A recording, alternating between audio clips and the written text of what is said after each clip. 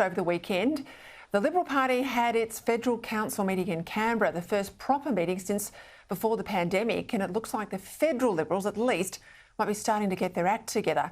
In his keynote address on Saturday, Peter Dutton made a strong speech attacking the government over its economic policy and doubling down on his preference for nuclear power if we're ever to get to net zero emissions and keep the lights on and jobs in heavy industry here in Australia.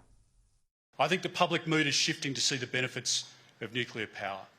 If we want to see a better Australia, we need policies which have benefits across the community. That must be our vision for our country.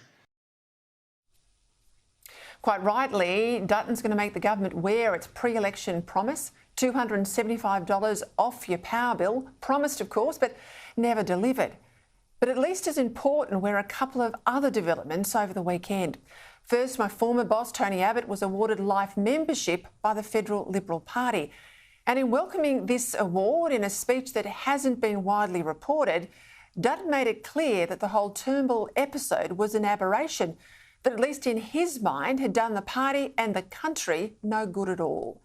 And in a powerful speech, again reported in The Australian today, Abbott said that the Liberal Party's job was to be an alternative, not an echo of Labor. This backs up Dutton's opposition to Labor's voice and his support for super for housing and his attacks too on Labor's energy policy madness. But it also reminds people that a Liberal National Party's job in opposition is not to accommodate Labor's bad decisions in the hope of making them less bad, but to reject them where they should be rejected as against the national interest. As Dutton is doing, of course, on the government's energy policy changes, which risk putting both the lights out and damaging our economy for decades to come, while doing nothing at all to reduce global emissions, even though we're no more than 1% of the problem. As I keep saying, Australia's energy policy, it's insane. We're still exporting coal and gas to China. Indeed, our prosperity as a nation demands it. If we keep closing coal-fired power stations here, and we're not opening any new gas fields either, even though we need more gas to firm renewables when the sun won't blow and sun won't shine and the wind won't blow. The point Abbott made is that the Liberals aren't going to win elections by being Labor light. And that's a lesson for the Victorian Liberal Party that they keep failing to learn.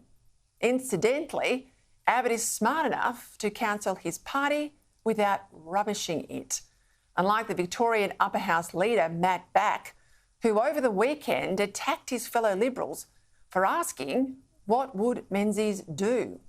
And he denounced his own party for supposedly, and I quote, clinging to the legacy of a government first elected 84 years ago that he said is, well, that's not a viable strategy for winning elections.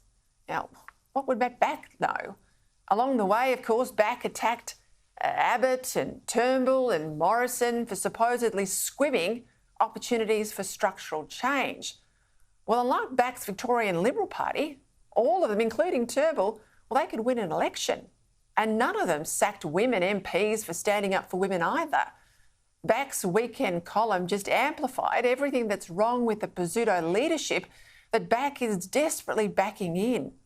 Indeed, yesterday at the pre-selection for the state seat of Warrandyte, John Roscombe, the long-serving head of the IPA think tank, missed out by one vote in a showdown that was ultimately between a failed former candidate, Nicole Werner, the ultimate winner, that was Werner, and a 22-year-old part-time staffer. Now, Werner, she's a good person, but in terms of experience and firepower, well, she's no John Roscombe.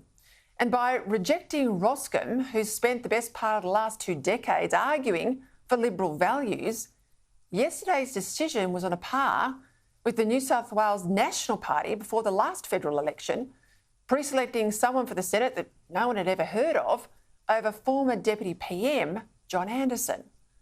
What was clear over the weekend in Warrandyte is that those already in the Victorian Parliament, people like Back, were worried that Roscombe would be a threat, that he would somehow show them up intellectually and likely expose their lack of energy and effort. As he would, as he should. Because unless we get more warriors into Parliament and people with big brains rather than people like Back who only open their mouths to attack other Liberals, then the Liberal Party will remain a party of opposition in Victoria, and a weak and supine opposition at that.